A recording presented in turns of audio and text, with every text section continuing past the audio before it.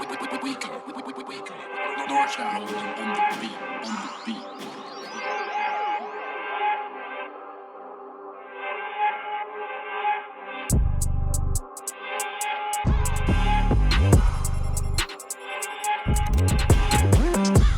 everybody, this is OHSF's all-decade team. I'm going to introduce to you one of the top quarterbacks of this decade, 2010 to 2019. Feel free to introduce yourself. Go ahead.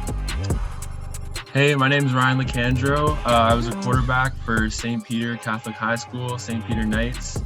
I played there from 2017 to 2018 and also played a year at JV there in 2016.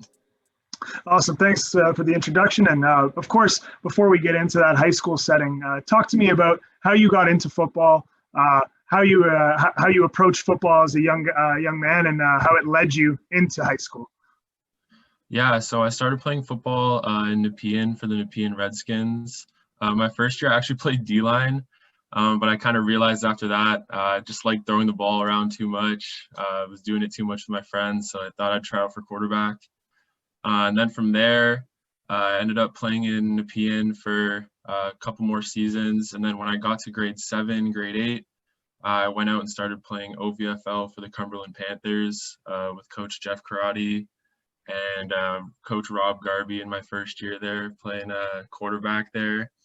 So after that, I played for Cumberland Panthers in the OVFL from about grade 7 all the way up into grade 10. And being out in Cumberland and, making friends with a whole bunch of the guys that play for the Panthers really made me want to go to St. Pete's out in Orleans. And that's kind of when I started playing high school in grade 10. Awesome. Nice little journey there. You kind of went west to east, right? It was, yeah. Is it just where the family was located at the time or yeah? So, out east, there's a lot more football opportunity with, programs like Gridiron Academy. And there was just a built-in kind of high school football culture out there that we didn't really have in the West End at the time. And a lot of my friends that I was playing with went to St. Pete's, and I knew they had a great tradition of winning. And they had just a great culture at that school. And it was just something I was super attracted to and just had to go to. Yeah, and that's a great segue into the next question. You had an amazing career at St. Pete's, as a student athlete, and it culminated, of course, in an OHSA championship. But before we even get into that OHSA championship, talk to us about your time in Ottawa High School football. What were some of those positives, some fun moments, and starting as a grade 10 all the way to grade 12? Yeah, honestly, when I first got to high school, I was honestly just so surprised that it wasn't a bigger deal. I never played high school football up until grade 10, and just being able to, all the people that you see in class and that you're friends with, you see walking through the halls all day, you just go right after school and you're practicing, playing games and playing football with them. And that was something that was super new for me and I fell in love with right away. And my first year, I backed up for varsity and I started for JV. And that's kind of how I started getting involved in learning the system and stuff like that. And it was just so fun to just, all your friends that you see and hang out with every day, you get to just go out on the field with them and just, ball out. And in our first JV year, our team was pretty good. So it was just super fun to just kind of go out and just, drop 40 points on teams with your friends that you just hung out with all day. So. And I was one of those teams when I coached at Sacred. So I remember it very fondly. Back in the day. Yeah. Yeah, that was super fun. And then after that in grade 11, I started for varsity and we had a whole bunch of studs that year. Guys like, Wesley Bailey, Connor McDonald, Kobe Armstrong, Zach Karim, John Ajette, all these guys playing receiver for me, which was super fun. And then we had a great big O-line with, we had about 8 linemen play next level that year. Guys like Kenny Messidor, Connor Milnor, Kieran, the list goes on and on. The guys were just super fun to play with. And especially when there were so many guys that we kind of all thought the same. We all were working super hard. And it just showed on game day. And we ended up going undefeated that year. We won the city championship. The league was a little mixed up that year. So we were in the Tier 1 championship, so we didn't get to go to OHSA. But in grade 12, we had another really good team. And we ended up, the start of the year was looking kind of iffy, but we ended up just working super hard as a team, and we're able to, find the pieces and find guys, playing in positions they wouldn't normally play, but we were able to just do whatever it took to get wins. Yeah. And we ended up going undefeated that year and winning the championship again, which ultimately brought us to OHSF, where, wasn't the outcome we wanted, but we played against a really good Cora Colts team, and it was still a great way, to end off the career, just an opportunity to finally go to OHSF. Yeah. And overall, like, I wouldn't trade it for anything. There's nothing like, just with your best friends that you see every day at school, the guys you work out with, the guys that live right around that street, just going out there and just, it's just easy. You're just playing football with your boys, trying to win some championships. Yeah, absolutely. We used to call it going to state when I was at SPK. You're getting to state, and that was a big deal for us. Obviously, it's a provincial championship, but it's amazing that the pedigree that St. Pete's has of being able to get to OHSF so often. Yeah. And the names that you dropped, these are guys that are pretty much have all gone next level. It's insane. Yeah. You saw John Aguette just commit to Mount A, and you had guys that on the line that are in NCAA D1, and it's a pretty amazing list. Even Dom, you forgot Dom Ostrowski. Yeah, Dom Ostrowski. Yeah, he's doing well, and he's doing great, and it's nice to see those guys really flourish, and yourself as well. Yeah, and I know definitely. Sorry. Yeah, no, go ahead. Yeah, I was just gonna say, I think it all just starts too at the top. Like Coach Mick has been there for the past 25 years, and when I first got there, I remember I was kind of, I was new to high school football. I didn't really know that much, and he kind of just showed me the ropes, and he's just one of those coaches that he really cares about the players, and he really wants the most out of his guys, and he's not gonna sugarcoat it. He's not gonna just try and baby guys and just make them feel better about themselves all the time. Like, obviously he will raise you up, but he's also one of those coaches that, he's going to tell you the truth. Like, if you're like, hey coach, what am I doing wrong? Like, what can I improve on? Like, he's going to tell you. And I honestly think just that mentality of, being able to just bring the best out of guys for so long is just the reason why St. Pete's has just been so good for so many years. Yeah, absolutely. I mean, again, absolutely kind of resonate with that sentiment. You and I have gone through very similar situations in that case, and he was a truth bomb guy for me as well. For me it wasn't a talent thing. It was marks. He was like, well, you're not going anywhere if you're bad at school, and stuff like that. And he's just going to tell it to you straight, like you said. There's no sugarcoating, and you definitely appreciate a guy like that who's just looking out for you. Just looking back on that grade 12 year. You like you said, city championship, all was good. But you mentioned that those tough times and, figuring it out. And I think a big thing for that team was speaking about the injury to your running back and kind of shifting things around. Did you notice, what was the vibe of the team like when you guys lost that guy and, like having to play unnatural positions and stuff like that? Yeah, like, to be honest, obviously, when one of your teammates that you've been playing with for a while goes down with a heart injury, like, it's something you really just hate to see, and we're all feeling pretty bad. We're all hurting for him, we're all there for him. But yeah, like, I'd probably say when we found out that, he's going to have to go through like a big recovery process, we were all kind of down. But, after a couple of days when we got back to practice, guys were ready to move positions and to do whatever it took to win, and it was almost like guys were thinking about, okay, well, we still have to win a game somehow, you know what I mean? And the guys, the culture at St. Pete's, like, we really want to win, and guys will do, whatever it takes.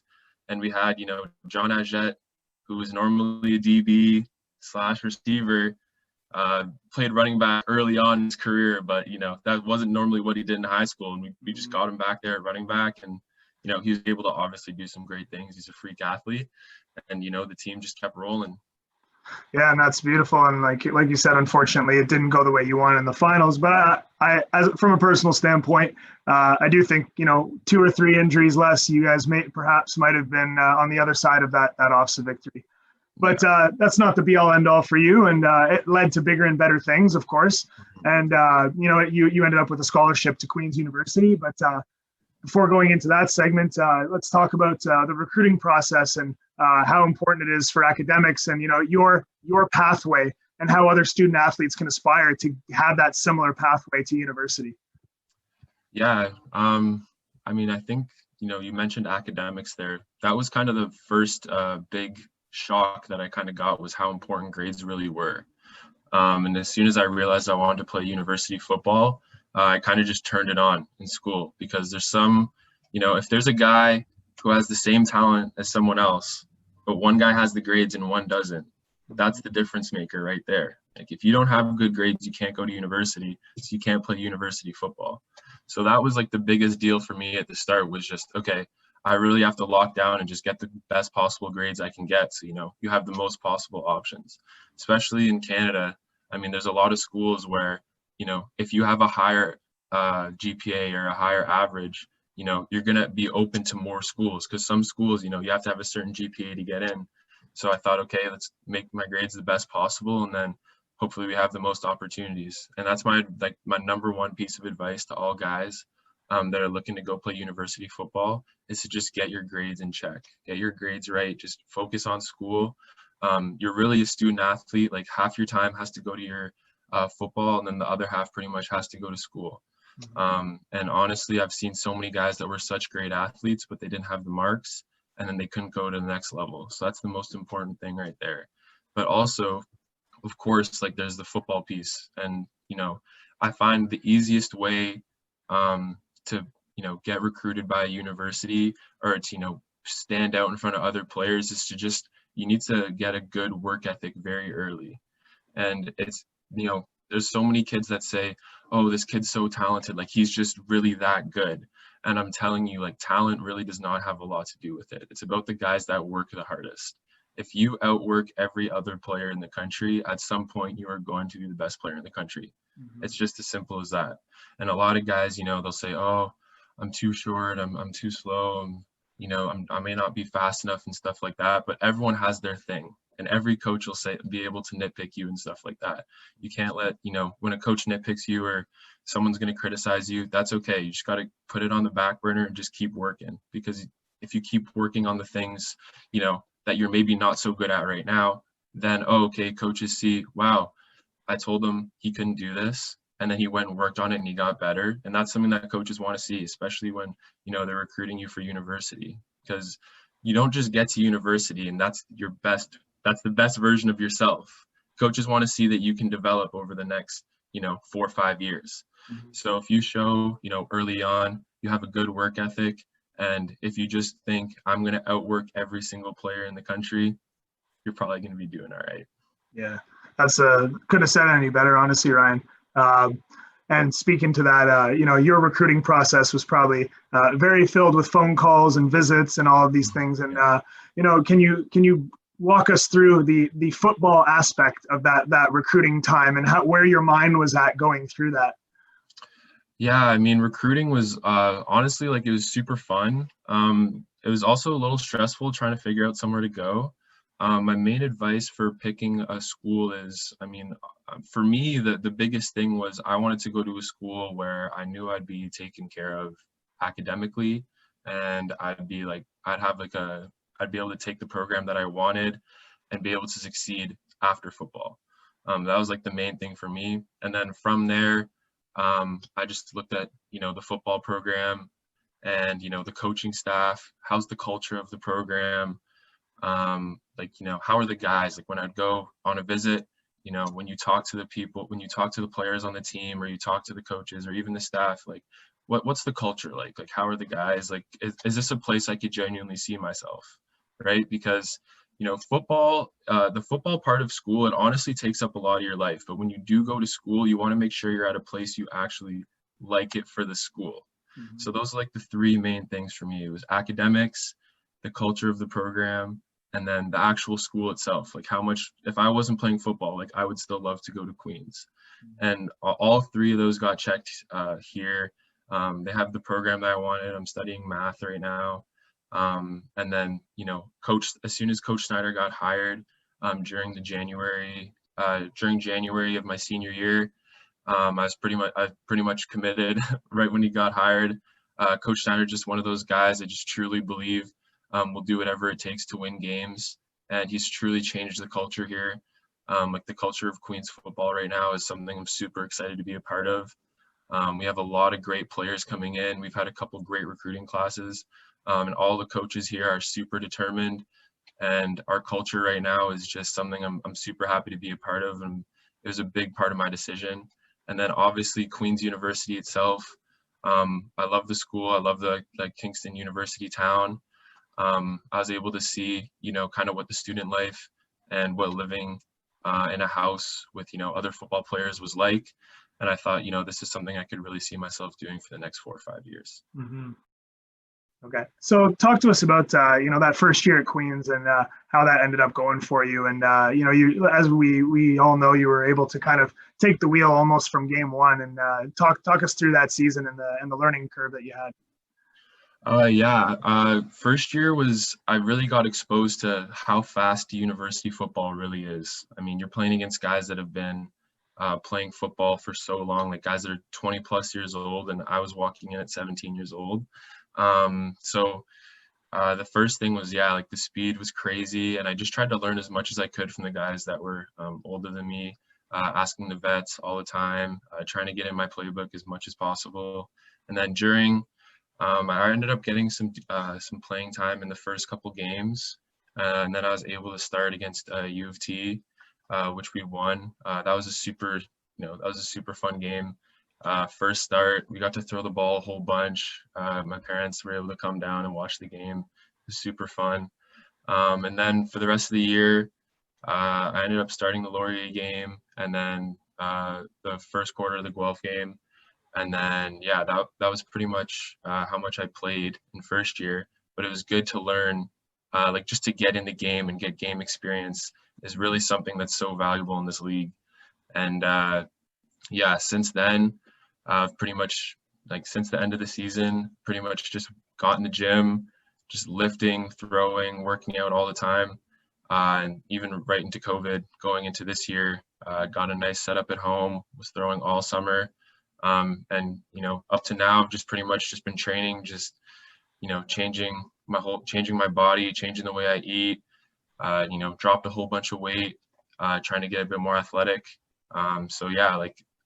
Since my first year, it's been pretty good. Yeah, sorry, I don't know. No, you're great. That's a great answer, man. Honestly, Thank you, Ryan. It's you don't have to the train of thought sometimes just keeps us going. It does, it does. Absolutely. But it's amazing to see, because this is so recent, how far you've come, and I've been able to witness this as, kind of a bystander, unfortunately on the losing end of a couple games in high school, but as someone who, has gone through the process and is a coach now and sees guys like yourself being successful and going further, it's really nice to see. And, it's appreciated as someone who's gone through it. You understand what it takes, to get to that level. And you said it yourself right at the end, getting my body right, getting in the gym, throwing, even during COVID, there's always a way, right? Always, you have to find that way, and you have to get yourself into those situations. And it's exactly something that I'm resonating with my kids.